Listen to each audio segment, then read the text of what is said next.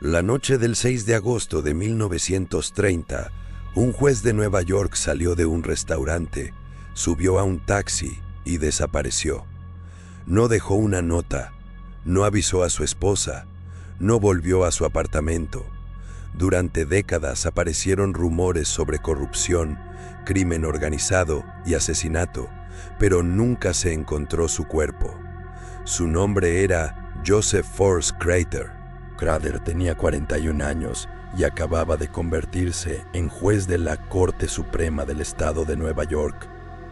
Era una figura ambiciosa, con conexiones políticas y una carrera que parecía ir en ascenso. Pero pocos meses después de asumir el cargo, su vida comenzó a complicarse y su desaparición terminaría convirtiéndose en uno de los grandes misterios criminales de Nueva York. El día de su desaparición, Crater se encontraba en Manhattan. Antes de salir, retiró $5,000 de una cuenta bancaria, una cantidad considerable para aquella época. Después entregó dinero a un socio y compró algunos artículos personales. Por la tarde se reunió con su esposa en su apartamento de vacaciones, pero decidió regresar a la ciudad.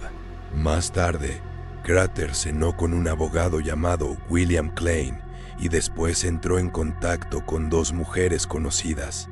En algún momento de aquella noche, tomó un taxi hacia el área de Times Square.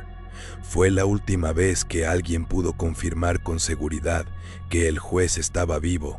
Cuando no regresó a casa, su esposa comenzó a preocuparse. Al principio pensó que podía tratarse de una ausencia temporal, pero los días pasaron y Crater no apareció. Nadie sabía dónde estaba. Su automóvil permanecía donde lo había dejado y no existía una explicación evidente para su desaparición. La policía inició una investigación que rápidamente atrajo la atención de toda la ciudad. Se distribuyeron fotografías del juez y aparecieron carteles por Nueva York. La recompensa por información llegó a ser enorme, pero cada pista terminaba conduciendo a un callejón sin salida. Entonces comenzaron los rumores. Crater era juez en una época en la que Nueva York estaba profundamente influida por la corrupción política y el crimen organizado.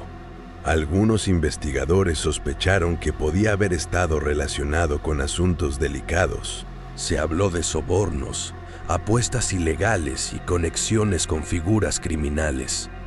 Sin embargo, nunca apareció una prueba definitiva que demostrara que su desaparición estuviera relacionada con alguna de esas actividades.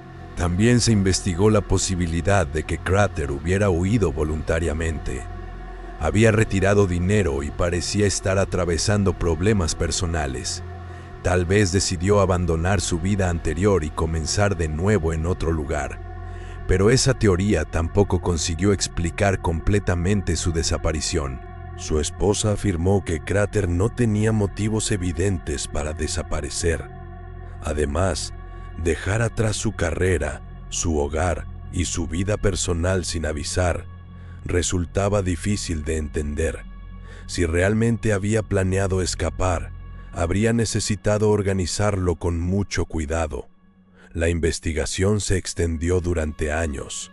Aparecieron personas que aseguraban haber visto al juez en diferentes ciudades. Algunas afirmaban que había sido asesinado. Otras decían que estaba escondido bajo una identidad falsa. Cada testimonio generaba nuevas búsquedas, pero ninguno permitió encontrarlo. En 1939, 9 años después de su desaparición, Crater fue declarado legalmente muerto, pero su caso nunca fue cerrado de manera satisfactoria. No había cadáver, escena del crimen ni explicación definitiva. Uno de los elementos más extraños apareció mucho tiempo después. En 1930, poco antes de desaparecer, Crater había dejado algunas pertenencias en su apartamento. También existían documentos relacionados con sus asuntos financieros y profesionales. Sin embargo, Nada de eso permitió descubrir qué ocurrió durante las últimas horas de su vida. La teoría del asesinato continuó siendo una de las más populares. Algunos investigadores pensaron que Crater podía haber sido víctima de personas relacionadas con la corrupción. La época era conocida por la presencia de organizaciones criminales poderosas y políticos corruptos, pero ninguna evidencia sólida conectó al juez con un asesinato específico. Con los años, el caso se convirtió en parte de la cultura popular de Nueva York. Su nombre apareció en periódicos, libros y programas de televisión. La frase "¿Dónde está Judge Crater?" llegó a convertirse prácticamente en un símbolo de desapariciones sin resolver. Lo más inquietante es que Crater no era un hombre anónimo que pudiera desaparecer fácilmente. Era un juez importante, vivía en una de las ciudades más grandes del mundo, y su desaparición provocó una investigación masiva. Aún así, consiguió desaparecer sin dejar un rastro definitivo. Incluso décadas después, aparecieron posibles pistas. Algunas personas afirmaron haber conocido a Crater bajo otro nombre. Otras aseguraron que su cuerpo había sido enterrado en algún lugar de Nueva York. Ninguna de esas historias pudo confirmarse. Hoy sabemos cuándo desapareció y conocemos muchos detalles de sus últimos movimientos. Sabemos que estuvo en Manhattan, que tuvo reuniones, que tomó un taxi y que después dejó de existir públicamente. Pero desconocemos lo más importante. ¿Qué ocurrió después? ¿Subió a un automóvil con alguien que conocía? ¿Fue víctima de un crimen? ¿Decidió desaparecer voluntariamente? ¿O murió aquella misma noche y su cuerpo fue ocultado para siempre? Más de 90 años después, Joseph Force Crater continúa oficialmente desaparecido.